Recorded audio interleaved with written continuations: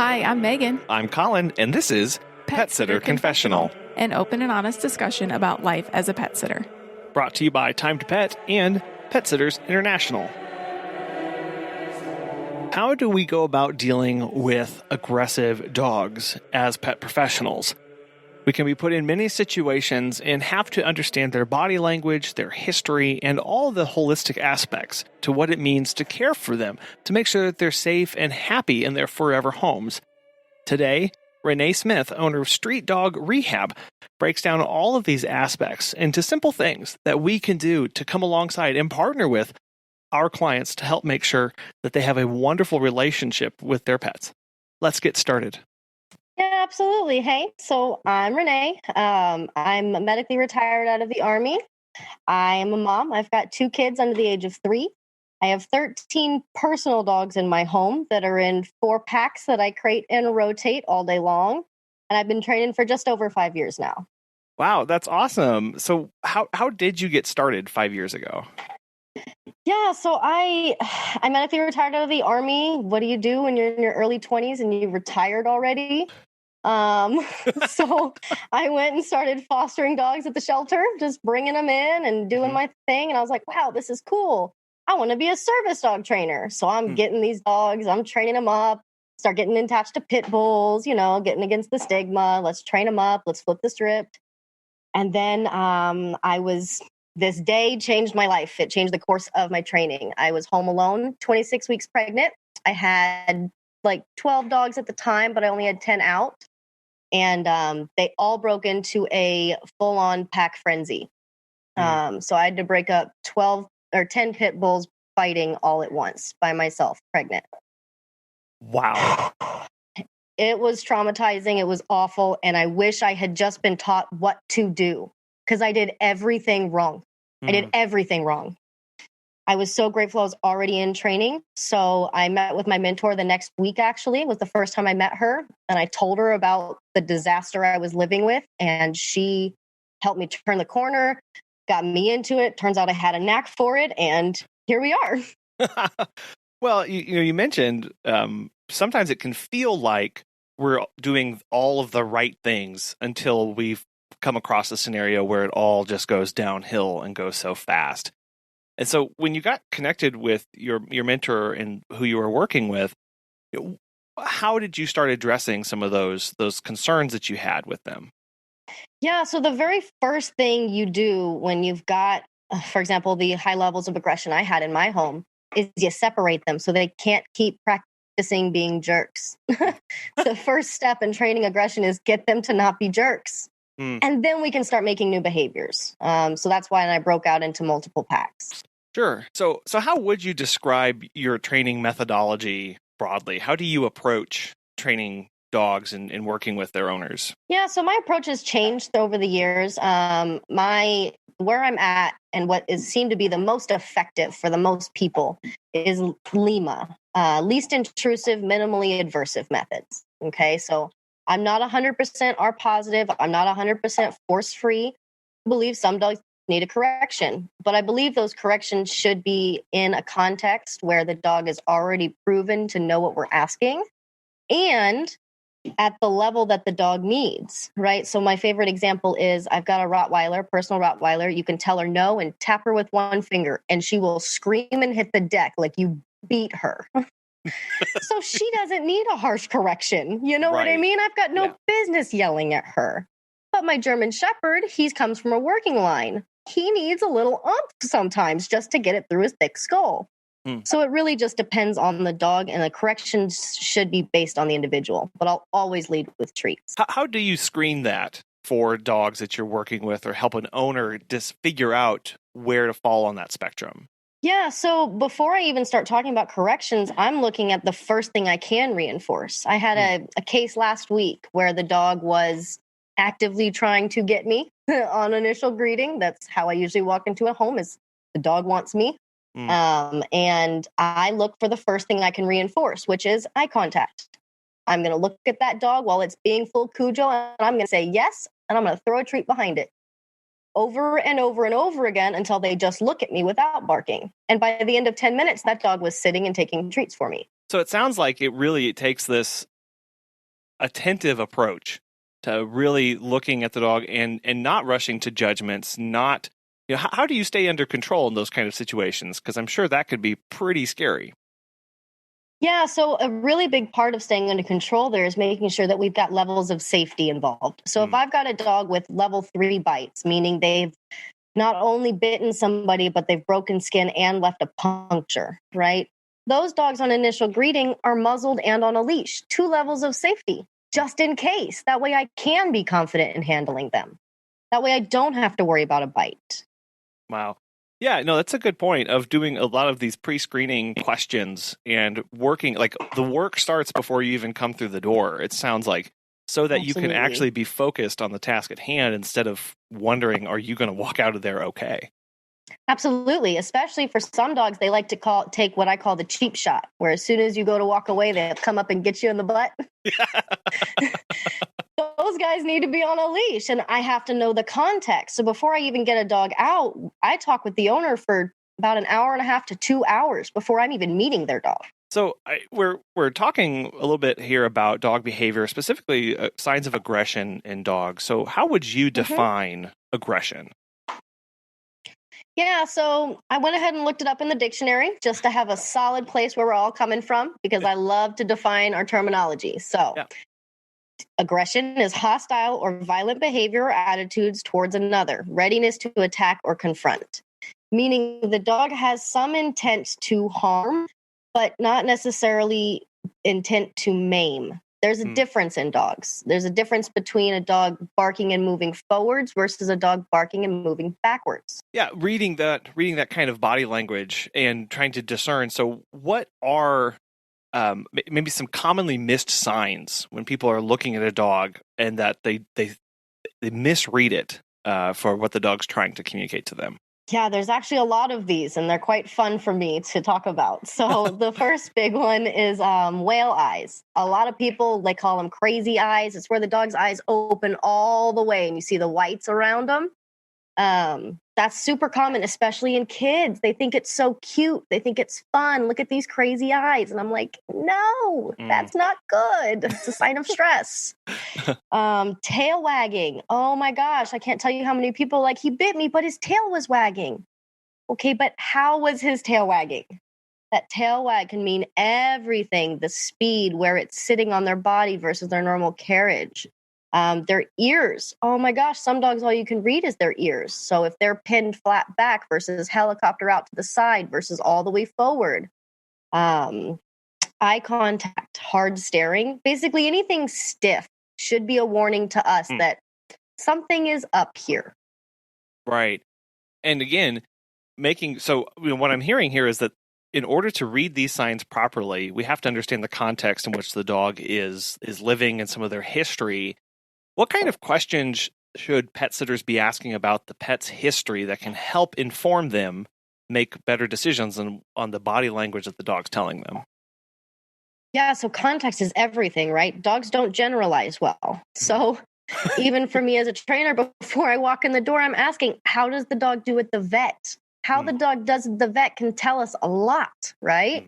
How does the dog do if your friend were to take the leash mid-walk?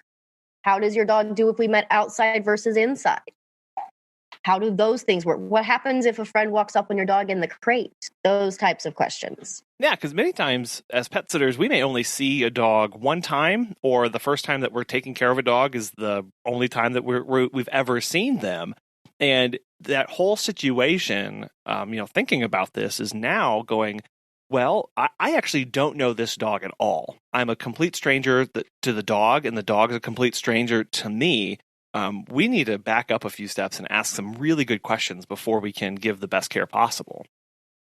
Yeah, absolutely. And if they have no idea, right? They've never left their dog with somebody.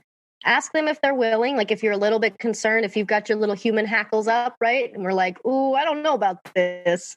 Ask them to take them to a friend's house and video chat you, and then them leave so you can see what the dog does with their friends. Yeah.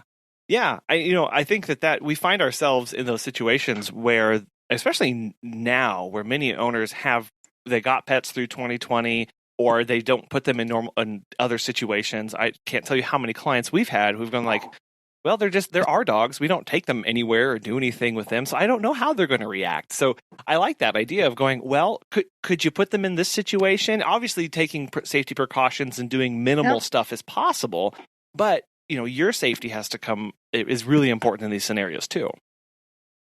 Absolutely. And the other thing is always remembering we can say no. If you feel funny about it, just say no. That is just okay. That's fine. Right. Well, and so on this, sometimes we get in a situation where we didn't ask those questions, we didn't put these precautions into place. We've already said yes, and we're in a situation where this dog is being actively telling us that they're not okay with us in the house. I have been in many of those situations. What advice would you give to somebody who finds themselves staring at a dog that's really not okay with them being next to them? Yeah. So once again, it depends. It depends on the context. If it's in your own home or their home. For the example that you brought up where we're walking into the client's home, I would definitely recommend that you're coaching your clients to keep the dog contained in some way, in a crate, in another room. So you're not walking in the front door, right? I always tell clients that, it's okay to train doorbell away because a burglar's never going to ring the bell. Right. So even just ringing the bell can be helpful so they know it's a normal pattern. It's a normal person coming in. It's all about that context. Crack the door, throw some treats, go back out. Be consistent, slow, and predictable. That'll win their heart. Yeah. I was just about to say one thing that I found myself doing with those scenarios where the dogs are still warming up to me. I find myself talking to them through the door a lot on my way to the car, on the way up to the door, just to let them know who I am, that I'm going to be there. And I do that every single time just to start building in some of these patterns so it's predictable for them so that they're not, acting out thinking that it's a new situation. Absolutely. And on that note, when you're talking to these dogs that are already potentially nervous when we're coming in the door, making sure that our tone stays friendly like we're talking to a friend, no baby talk. That baby talk, that coddling, it can really trigger some guys.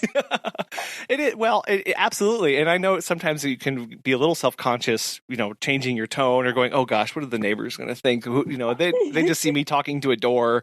But it happens. It happens, right? And you have to take those steps again, thinking about your safety and trying to make that experience as less, because for those moments you have to go, what's the goal of this visit? The goal of this visit as a pet sitter is to make sure that the stress, minimal stress on the dog as possible, and that I'm able to care for them the best way I can, and have to be adaptive and creative in some of those instances as well. Absolutely. Absolutely. When in doubt, be consistent and it'll pay off. And throw food. Don't try and hand it with your hand. Right, because you don't, especially for new dogs or dogs that are still adjusting to you, you don't know how they're going to react, and it could be a new day, or they're spooked by something, and it can really, cannot end well for sure. Absolutely, paying attention to trigger stacking. Was there a storm the night before? Fireworks. Some dogs are triggered by trash day. Yeah, those things can change it from day to day, and we don't even realize it if we're not there all day with them. Now, I like that word, trigger stacking. Could you dive into that a little bit more and how that impacts our interactions with the dogs? Yeah, so my favorite way to explain this is with a human example. All right, so let's pretend we wake up and start our day and we go to make our coffee and the coffee maker's broken. Crap. All right, I'm going to go get my car. I got no fuel. Okay, I got to go to the freaking gas station. Now I'm late for work. And then your boss comes in and starts yelling at you, and you come home and your wife says, hey, how was your day? And you yell at them because I just can't anymore. It's what happens to our dogs. Well, and as you said, us too. And so, we can bring that into those situations where you've got a dog that has had some stress throughout the day because it's trash day, and you are bringing stress into that situation because you missed your morning coffee and you got stuck at all of the red lights that day, because it's always all the red lights on Tuesdays. Inevitably. And,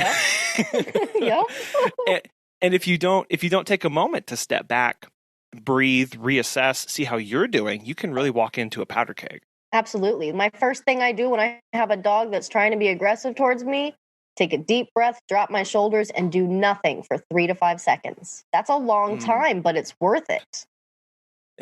Yeah, because again, you have to make sure that you're okay so that, as we mentioned earlier, you're reading them correctly, you're not acting out irrationally, and that you have control of the situation. And that first step of having control over a situation is having control over ourselves and how we react. Yes, 100%. Absolutely. Have you heard about Time to Pet? Susan from The Pet Gal has this to say. Time to Pet has helped us grow exponentially. We believe the platform's features make us by far more professional than other companies who use conventional dashboards. They are the software gurus constantly developing and improving the platform based on user feedback. This decision was a good one. If you are looking for new pet sitting software for your business, give Time to Pet a try. As a listener of Pet Sitter Confessional, you'll get 50% off your first 3 months when you sign up at timetopet.com/confessional. Now, I know many of us have had questions from clients who either get a new dog or adopt an older dog and think, did I miss the boat on training? Is it too late to work on some of these behaviors? So what would you say to somebody who is asking, is there a magic age for training a dog? Yeah, so I mean, the best case scenario, you get a puppy into training between 12 and 16 weeks, right? And they're first starting, they've got that real Play-Doh, and we can basically get them to do anything we want. Around 18 months is usually when leash aggression starts and when you see signs of resource guarding potentially. Around that 18-month crap zone is what I call it. And then, what you got to think about, especially with these guys that are reactive, aggressive, have a history of bullying people or other dogs, right? They're just playground bullies. And they've been so reinforced. So no, it's not too late, but we have to consider that for every one negative experience our dog has, takes 10 to 15 positive experiences in the same context to rewrite it. Wow. So some battles just aren't worth it, right? Others are. I've got an 11-year-old pit bull he's 15 now, but I muzzle trained him successfully at 11 years old, and he was muzzle aggressive. Wow. So yeah. So no. Yes and no is my answer to pretty much everything.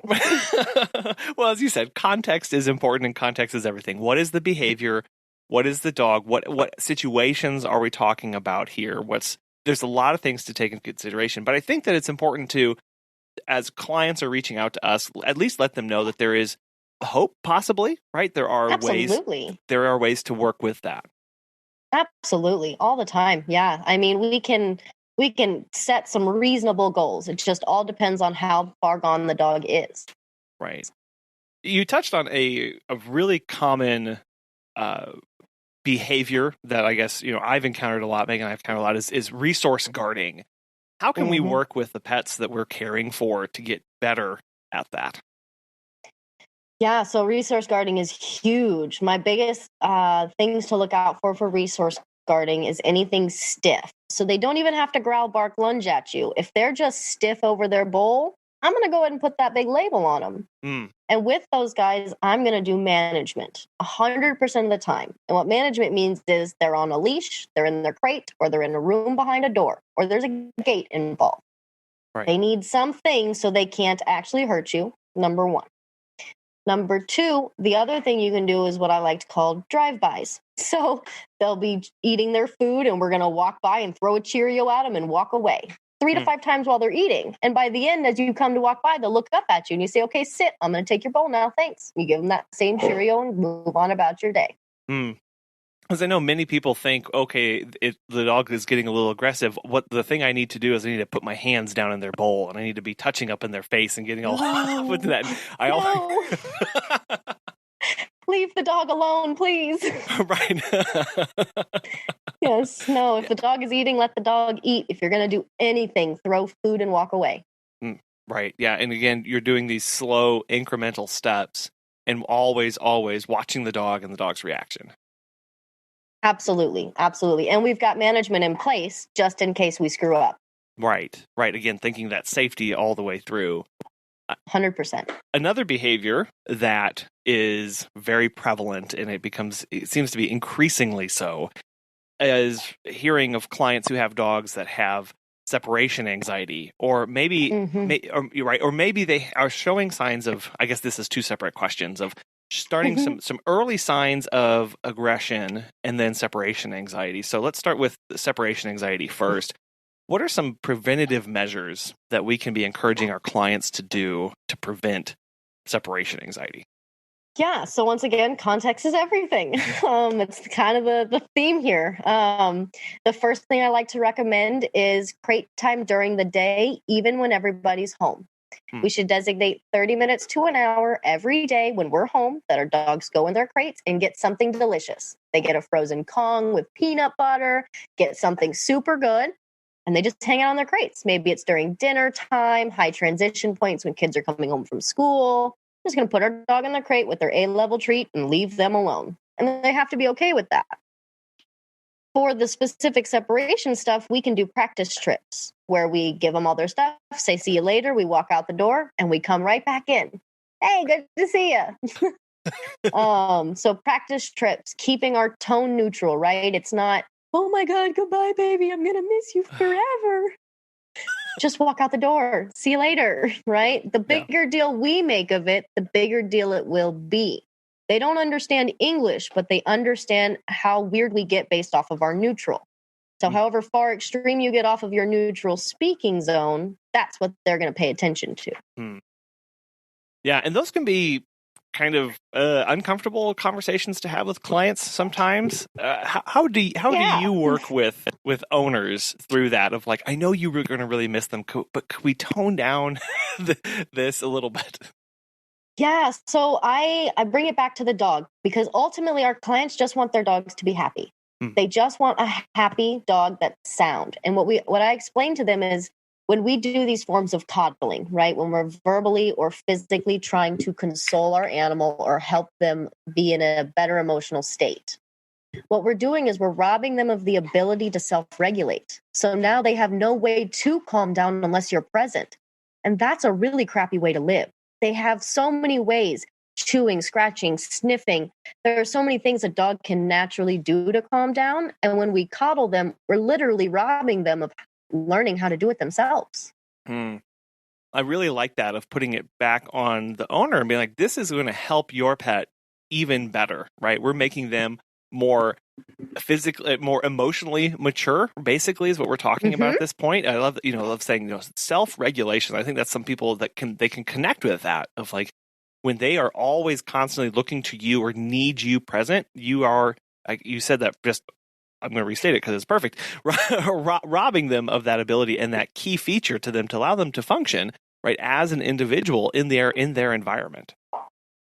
Yeah, it's something just that subtle, and it usually clicks really well with clients. I don't have a lot of pushback once I start talking like that. Now, aggression may be, I'd like to get your take on aggression, because many people, I feel like some clients wake up one day and they have an aggressive dog, or they have a dog that, right? Yep. So, how do our clients find themselves in that kind of situation? What kind of things are they missing? It depends. Right? So when I first hear about a dog who has a significant behavior change out of the blue, right?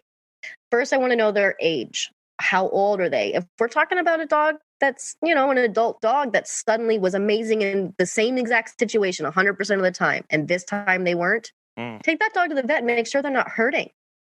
Right? Make sure they don't have a toothache. Make sure they don't have an ear infection. Some dogs have leash reactivity simply because they've got compressed vertebrae in their neck. And you would have never known unless you got them checked by the vet. Right. I had one dog with really severe anxiety and we couldn't figure it out. And I said, hey guys, I think he's blind. Sure enough, he was blind. And they had no idea. They had this dog for a year and he just had adapted so well to their home. Wow. So vet check, number one, when we have black and white changes in our animals. The other big thing I want to look at is what signals might we have been missing. So I'll go back to those original, what signals did you miss? Okay, but has he ever been stiff when you did it before? What was he like the last time you did it? Not what label they think it is. Okay, what does fine look like? Get them to describe that behavior for you. Right. Yeah, and they may have to take some time to really think about that, because if they missed it, right, they missed it. They weren't paying attention. But Right. right. But having some, just prompting them and asking, does he ever do this? Like, and pointing out some really small, like you mentioned, like, just does he ever stand stiff whenever you put the bowl down and you're next to him? And letting them know, like, that is actually a sign of resource guarding. And many people would never think about that, because they think of resource guarding of, you know, the barking, the growling, the hunched up, you know, actively going after you, but going, no, that was an early sign. Yeah. My favorite thing to do is tell clients we look for the whispers so our dogs don't have to scream. I'm going to have to write that down. That's really good. It works. If we look for those whispers and they don't have to scream, we can nip the aggression right in the bud. That's how we fix that initial aggression stuff. I'll take a situation where a dog would normally be stressed, right? I have a personal dog, Bentley, super aggressive when I got him. He bit me 7 times the first day over an empty food bowl. Wow.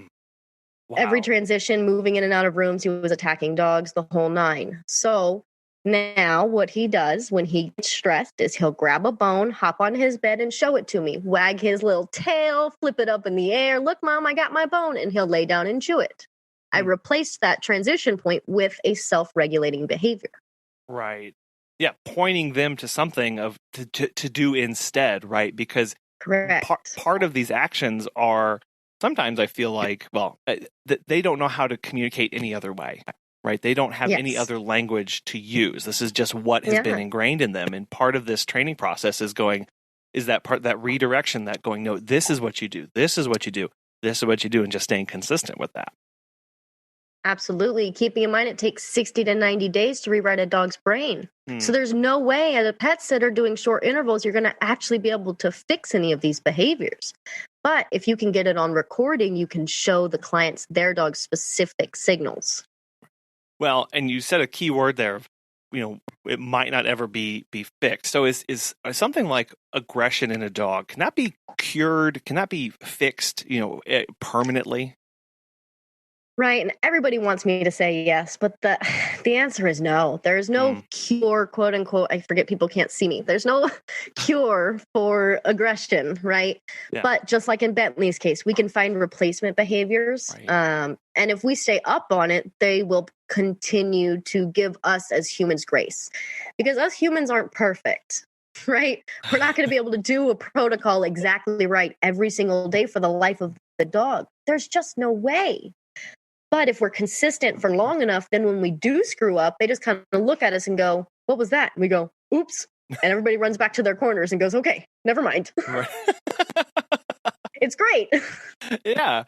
Well, and as a pet sitter, as a dog walker, you have a unique ability to partner with the owner, right? In addition to, you know, what the level of what we're talking about for behaviors with dogs right now, it sounds like this really needs to be managed with a trainer working one-on-one with them, with the owner.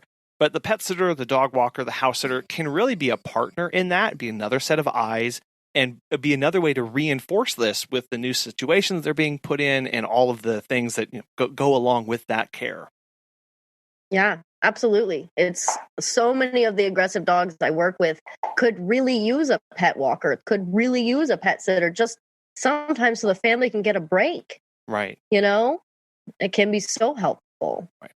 And that's something to be mindful of, I feel like, too, is when dogs are acting out in this way and they have these behaviors, sometimes there can be a lot of shame on the owner's part, right? Where they feel like they have messed up their dog. They can't do anything. They can't go anywhere. They don't want to make anybody else's life miserable for the dog.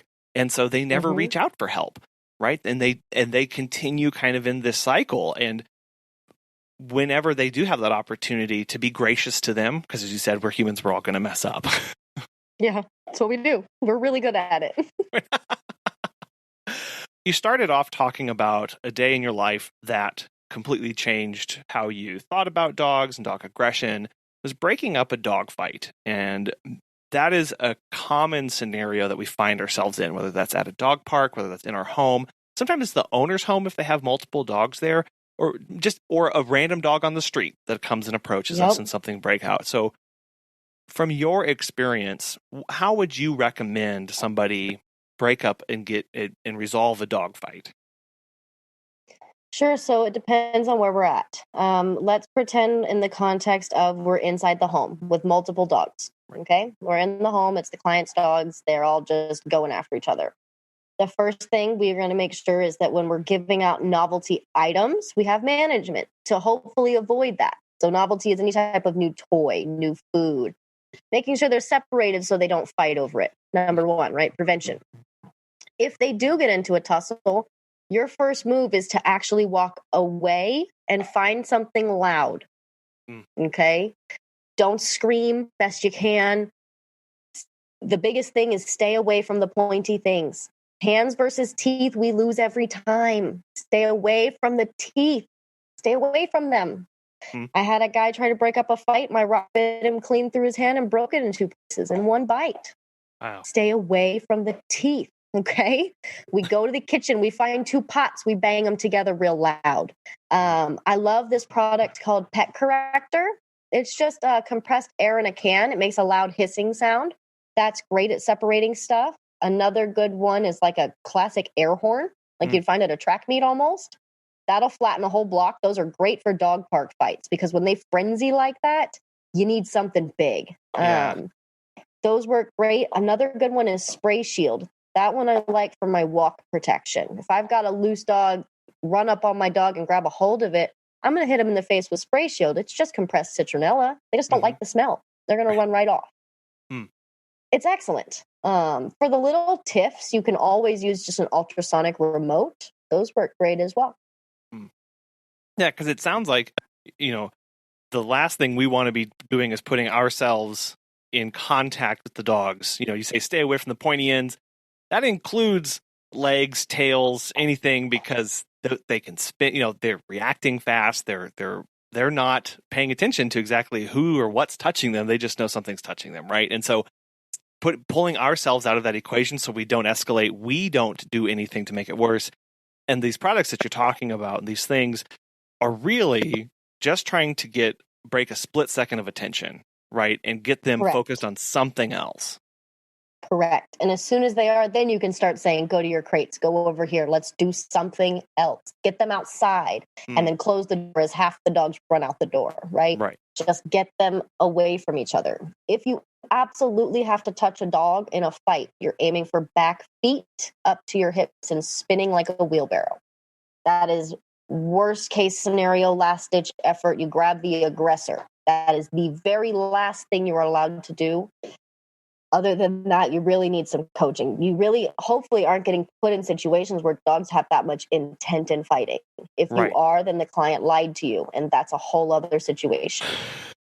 Yeah, then that takes some. That's a whole other conversation. Yeah, for sure. Absolutely. For sure. But you're right. Again, just thinking of there are ways that there are things I can step through before I even think about grabbing the dog and putting myself in direct harm. Yeah. I like to think about a human running into a dog fight is the same as putting water on a grease fire. You're not doing anything to help. You're just spreading it around. Right. So that's my favorite way to think about it. Another key thing that people mistake, and that I didn't even know until I started really diving into this, if you've got a small dog and another dog is approaching your small dog, don't pick that dog up. It's our first instinct, hold that little dog to our chest, and that makes it so much worse. Throw it in a trash can, throw it in the bed of a truck, lay on top of it. Those are way better options. You have to practice. I do highly recommend practicing. Right. Okay. So how would you recommend practicing? Because what would that look like? Yeah, so I run fire drills with my dogs, basically. I'll be like, oh crap, everybody, I have a peekaboo cue that I use. Because it's impossible as a human to say peekaboo and make it sound aggressive. So I'll just peekaboo, and that means food is going to appear from the skies. And that I just practice that over and over and over again. So anytime something's starting up, I can just yell peekaboo, and everybody's like, oh yeah, that means food. Are you a member of Pet Sitters International? PSI is the largest educational association for professional pet sitters and dog walkers, with a mission to promote pet sitting excellence through education. After the tumultuous past year, having the support of a strong community and direct access to educational resources and business tools is more important than ever as we rebuild our businesses. PSI is here to help. With a free monthly member toolkit, monthly bonus resources, online trainings, private member group on Facebook, and more, along with group rates on insurance and background checks, PSI is the one-stop shop for everything you need for your pet sitting or dog walking business. As an educational association, PSI believes that if you know better, you'll do better, and invites you to join thousands of other like-minded professionals who are committed to offering the best possible pet care services and elevating our industry. If that sounds like you, visit petsit.com/PSC to learn more. Our listeners can save $15 off your first year membership by using promo code PSC15 at checkout. Now, you also have 2 kids, as you mentioned, and you have them around these dogs. And many pet sitters find themselves with kids and dogs. So what kind of recommendations would you give to parents who are also pet sitting and want to make sure that everybody stays safe? Sure, yeah. So I try really hard not to scare people, but this is where the stuff can get kind of scary when we start talking about kids and dogs. Okay. Yeah. So I've personally been bitten in the face twice by 2 different dogs as a kid. I got bit under the chin, and I had a Great Dane take off about half my face when I was 12. So I am the example of the exception of the rule. Most kids with that kind of damage would not have gone back to liking dogs. So it's really important to me that kids are not afraid of dogs. And how we do that is with management. So even in my home, I've got a beautiful gate separating my kids' play zone from my living room. That way my kids have a dog-free zone they can play in.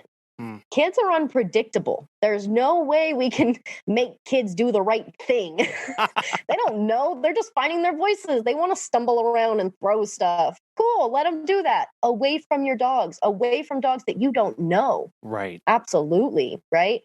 There's this golden rule, the three rule. I don't know what it's called. I forgot right now. Anyways, 3 days, 3 weeks, 3 months when you get a new dog. First 3 days are decompression window. If you guys are pet sitting, you have the dogs during a decompression window where they're volatile and unpredictable and you don't know what's going to happen. I would never expose my kids to a dog in their first day or 2 in a new home. Absolutely not. There would be gates up where the kids can throw food at them. The dog can be on leash, walking around with you. That's all totally fine. But at least one level of management should be in play, and we should be actively supervising. When my kids are interacting with my dogs, I'm not on my phone. I'm not watching a show on TV. I'm watching my kids interact with my dogs. Monitoring those behaviors. And I kind of like to, when we have dogs here in our house, because we will board and we do the meet and greets and we go through the screening process and ask these questions, but we still try and provide space of a kid-free dog zone and a dog-free kid zone, right? Yes. where everybody can go and have their own space, because everybody needs that. Everybody needs to be able to step back, to shut a door, and to be themselves and to act the way they want to act and not have to be so watchful all the time. Like, that's just really needed to help through that, especially that you mentioned that decompression time, and really allowing everybody to have both physical and mental and emotional space too. Absolutely. And keeping in mind things like kids between 5 and 9 are at the most risk of getting bit. That's the age range that most kids get bit. So if you've got kids in that zone, making sure your management is on point it's really smart to do. Making sure we're not teaching our kids to correct dogs that don't live in the home. If we don't have a reinforcement history, we've got no business correcting. A child should never be in charge of corrections. My child will say, leave it, and the dog will come to me for reinforcement. Because it's a cue, not a correction. Right.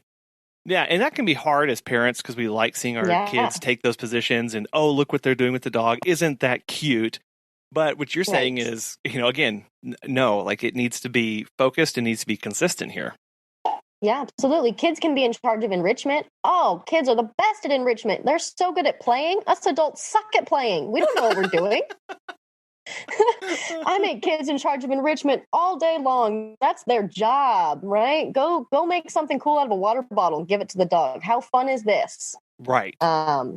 but we don't have them in charge of making the dog sit, stay for a bowl, especially an unknown dog. We don't have them in charge of walking these unknown dogs, things like that. Right. Yeah, absolutely. And just remembering what roles are appropriate for them and age appropriate things as well. Absolutely. Any kid under the age of 10 generally can't handle being part of a regimented training protocol, is what I like to consider. I wanted to touch on the topic that I'm sure many listeners are thinking about. They're going, ooh, aggression. Surely they're going to talk about dog breeds and aggression in dog breeds and all this stuff. So I would love to get your... It always comes up. It always comes up. It always does. It's always a really big topic. And especially with not so much of people in the pet care industry, because they see dogs in all sorts of circumstances and know, right, that it's not. How can we help communicate that aggression does not equate to breed and breed does not equate to aggression to our clients and start wading through some of that misinformation that a lot of people have? Yeah, so a lot of the times when I hear clients talking about, for example, the classic pit bull, right? They're aggressive, they're mean, they'll chase everything and bite it. I flip that and say, you're right. They do have a lot of prey drive. They have a lot of work drive, which we can harness and turn into something else. But when it's left unchecked, of course, us as humans, when we're toddlers, we say no to everything. And unless it's checked, we will continue being little jerks. So looking at the breed and as far as what that breed's motivating factors are can really help change the conversation away from breed stigmas. Right. Well, and you've sounds like you've done a lot of your life dedicating to flipping that script on these stigmas that are around breeds. What got you into that and so passionate about that? Actually, I'm a recovering addict and alcoholic. So I figured if I could flip it over, they could too. I just celebrated my 5 years sober in February. Oh, well, that's amazing. Congratulations. You know, that is such a huge thing, right? Like, and then to be rededicating and trying to help these dogs have the better life, the life that you're, now leading on this road is really beautiful. I didn't know that, Rene. That's really special. Thank you. Yeah. I was fostering, and like I said, I took in way too many dogs. I don't recommend my lifestyle to anybody. But I'm doing what I can, and I realized that through training, I can help more dogs than I can ever own. Right, because you're going directly to the source. You're going directly to the client. You're going directly to do this. And I think that leads into this quote that you have that I absolutely love, the statement on your website. It says that you are going to helping train on both ends of the leash to make sure that the bond stays sacred between you and your four-legged companion. What does that look like when that relationship is kept sacred between a client and their dog? Yeah, so what I mean by that is a lot of the times we as humans are sending so many mixed signals to our animals that we're actually making them kind of paranoid. So things like leash reactivity, for example. If I've got a dog with leash reactivity, the first thing I ask my client is, what do you do when you see a dog? Well, I take in my leash. Okay, so you add a whole bunch of tension to tell your dog how scary the situation is. If we're calm, we take that, I say this very loosely, but quote unquote leadership role, right? Our dogs were bred to follow our guidance. They want to work for us. That's what they want to do.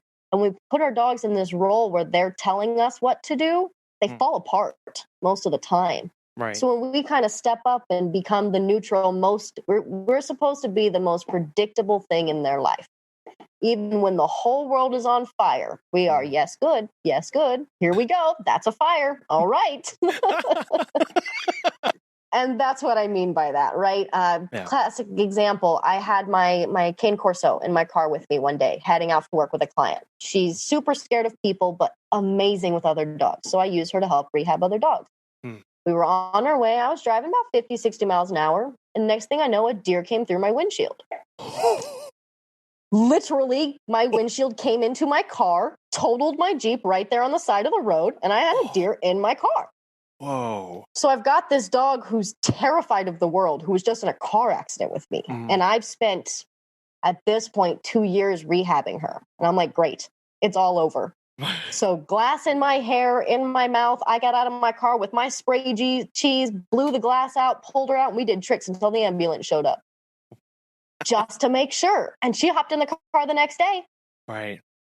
Yeah. That's what I mean. Yeah, we forget that those things that we're communicating, whether we recognize it or not, right? That leash is a two-way communication street. That Yes. and that's that same way in these situations of your dog is looking to you, going, "Do I freak out now? Do I freak out now? Do I freak out now?" You're kind of freaking out. Should I be freaking out too? You seem pretty scared. It must be your fault. You must be the bad guy. Don't worry, Mom. I got it. Right, and then to know that you have these dogs, especially whenever they're going through this recovery process. How fragile that line is, that tether that's keeping them afloat, knowing that that's something that we need to be watchful of, and for pet sitters, protecting that as well, right? Absolutely. Like we have just for us, we recently had a client reach out to us that wants us to come over and start taking care of the dog, but the wife had just gotten out of a 10-year abusive relationship with her husband, and she was crazy concerned about how this dog was going to be around me. And we worked with it, and she had cameras in her room, and she called me the other day and said, "I just watched those videos of you two, and I cry because I thought my dog was so broken I couldn't have him around another human being again." And when you're on the floor and you're cuddling with him and you're allowing him to, be a dog around you, it is this beautiful thing, and that's something that we get to experience and we get to share with our clients, right? Like that's so cool. But always recognizing that we're helping them through that process. Absolutely. And you brought up a really good point. Let's say everything goes to crap and you had a bad visit with the dog. Throw them a treat anyways. Always end on a good note. Don't leave on that bad note. You'll set yourself up for failure when you show back up. You're right. Again, looking to the positive, keeping that reinforcement going and letting them know. I think it's basically our way of being like, it's going to be okay, right? Like, tomorrow's a new day. It's going to be okay. Let's try again. Yeah. Absolutely. It's just rinse and repeat. I know that there are a lot of resources out there. And so if people are listening and they want to find more information or go, what are some places that you go for information or that you would recommend to others to go check out? Yeah, so when I first got started, I went through Animal Behavior College to get kind of my basics under me to see if I even liked dog training. I just wanted to see if I even wanted it. So I went through that school. It was great. You get 6 months online, 6 months with a mentor in your area. I love that. So I kept my personal mentor. And then when I got specifically into aggression, I started training under a guy named Michael Shikashio. And if you're looking for anything specifically aggression, he's the go-to man. He's amazing. Rene, this has been a really wonderful conversation. I can't tell you how much I've enjoyed it, learning about aggression, learning about our role in protecting our dogs and our role in helping them flourish and be on that great road to recovery, and that beautiful story that you have as well. But I know there's a lot more to cover, right? We didn't go through Animal Behavior College. And so if people want to get connected with you, pick your brain on this and just get connected, how best can they do that? Yeah, so I'm pretty easy. Email is on my website, streetdogrehab@gmail.com. My phone number is on my website. I'm on Facebook. That's a really good way to get a hold of me. I even run a dog training group on Facebook. There's a link in my profile, and I'll give it to you for the show notes as well. Yep. Join in. I post up free tips all the time. We've got a wonderful community built up. Awesome. Yeah, I encourage everybody to go and start learning and start getting connected and see exactly how we can start putting some of these things into practice in our businesses and when we're interacting with dogs. So Rene, again, thank you so much.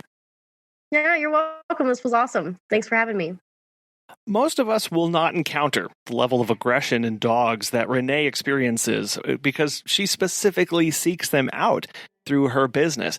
However, I do think it is critically important that as pet professionals, we are prepared to start working with smaller cases and know where our limits are as pet sitters, as dog walkers, to hand that off to somebody else so that A, we don't get in over our head, and that B, that dog can get the best care and best attention possible and be working towards a solution.